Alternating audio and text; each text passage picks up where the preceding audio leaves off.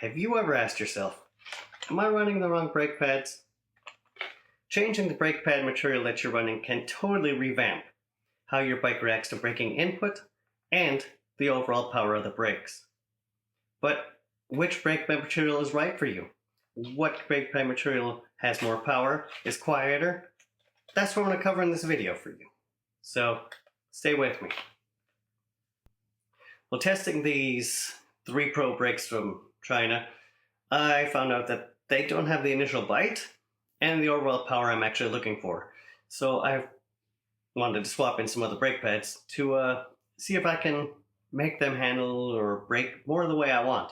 So I figured it was the perfect time to cover this subject for everybody. I was actually going to do this, all my braking in one video, and it would have been one huge long video, and I actually recorded it, and well, I dumped it. We're going to do this in 3 parts.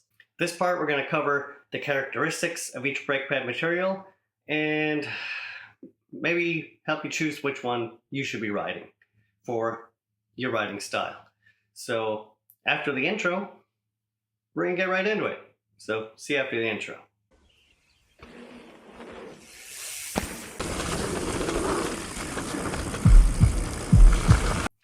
So did you like the new intro? Hopefully you did. If you did, like and subscribe, come back and see me. And don't forget, this video has 3 parts, so yeah, come back for the next part.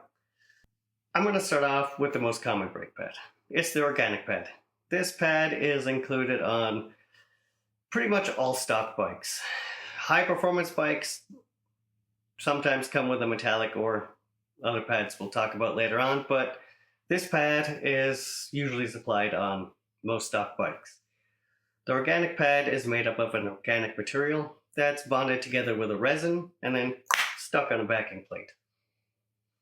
This material is very quiet, very comfortable, and has good modulation. That's probably the reason most suppliers put it on their bikes to begin with. Oh, and it's the cheapest, so another good reason, I guess.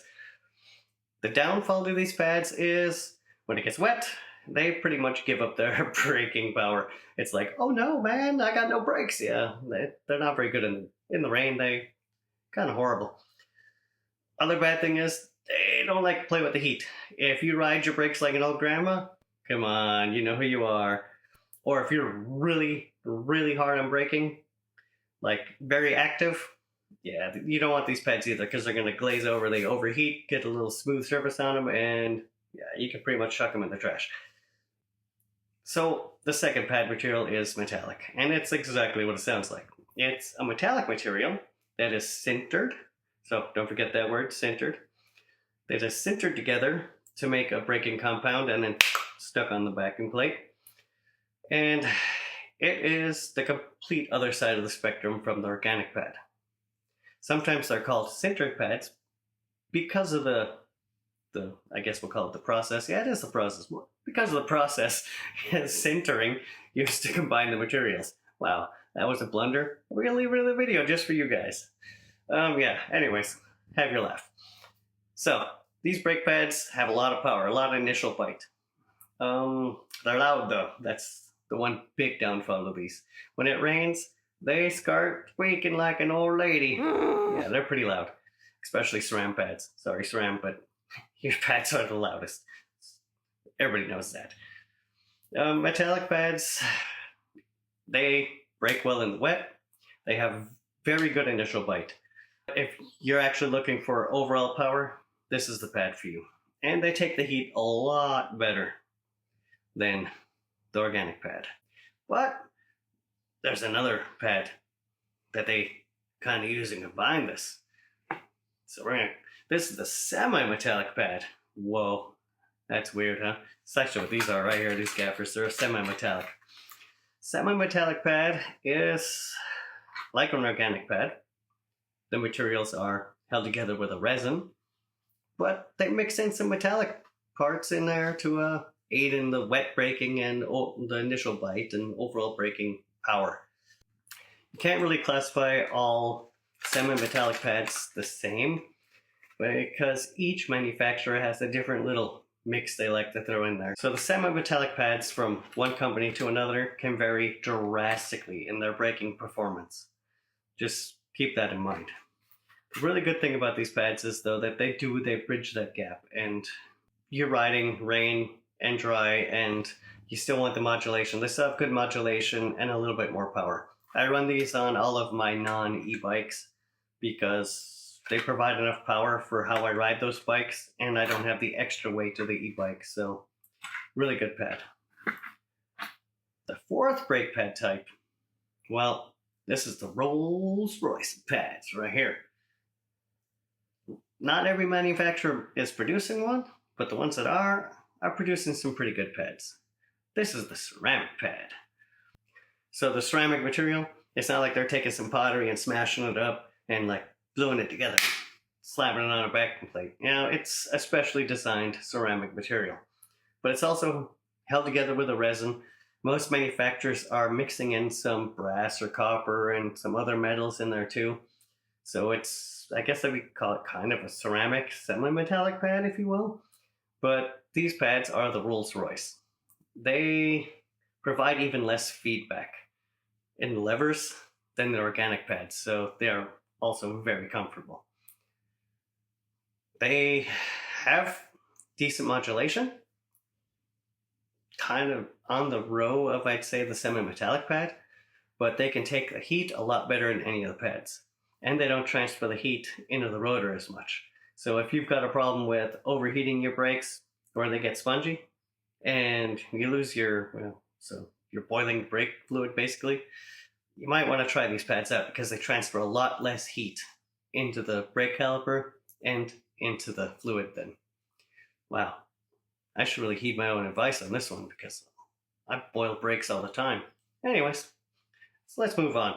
Let's now go over which pad material is the best for which rider. We're going to break this down real quick, and if you're this rider, I mean, this is my opinions. You don't have to take this all to heart. But if you are this type of rider, I feel that these are the best brake pads for you. So, just my opinions though. Don't come at me all angry in the comments.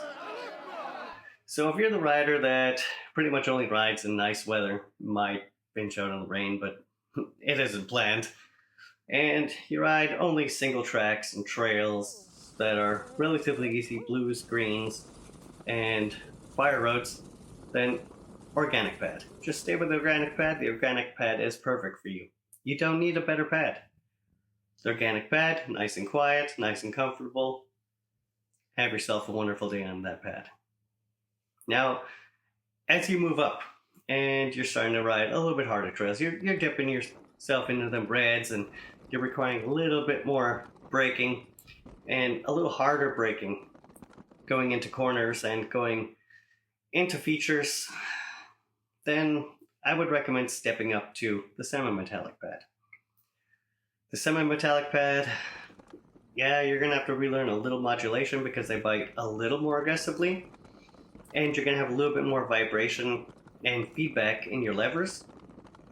But as you start to ride more aggressively, that isn't going to bother you as much, I don't think. At least it doesn't bother me as much. But you're really going to be supplied with a little bit more braking power. Now, as you really progress and you're starting to ride them black trails and double blacks, and you really need some brakes now, and your skills are building up, I'd say you're pretty high intermediate level, then yeah, it's time to step up to the metallic pads. Especially if you noticed your semi-metallic or your organic pads are glazing over, like you're running 1 or 2 runs and all of a sudden they're just trash. Now look at them, they're all glazed, they're all nice and smooth, you're overheating them. Then jump up to the metallic pads. Now, the metallic pads, they're loud. Not only in the rain when they get squeaky, but they're loud anyways. When just under normal braking, you're going to hear them. You're going to hear them eating into your rotors. So, but that's good. You know they're braking. And there's going to be even more feedback. Them levers, they're going to be vibrating a little more. You're going to feel a little more hand fatigue. But they provide literally the maximum braking power. And as you start running reds and blacks and double black trails, you're going to want to step up to those pads. But let's get on to this Rolls-Royce pad. Might have to try these out for myself. That ceramic pad. Yeah, that's for the rich boy. this is the most expensive pad. And just so you know, they'll wear out just as fast as organic pads. So the wire is organic, semi-metallic, and metallic, faster, medium, a little slow, slowest wearing. Well, guess what? This expensive pad, it wears out just as fast as the organic pad. But literally, very smooth braking. The modulation, very good. Like a semi-metallic pad, has pretty much the same braking overall power, a little bit less maybe than in some manufacturers than the metallic pad, but doesn't transfer the heat into the caliper and into the oil.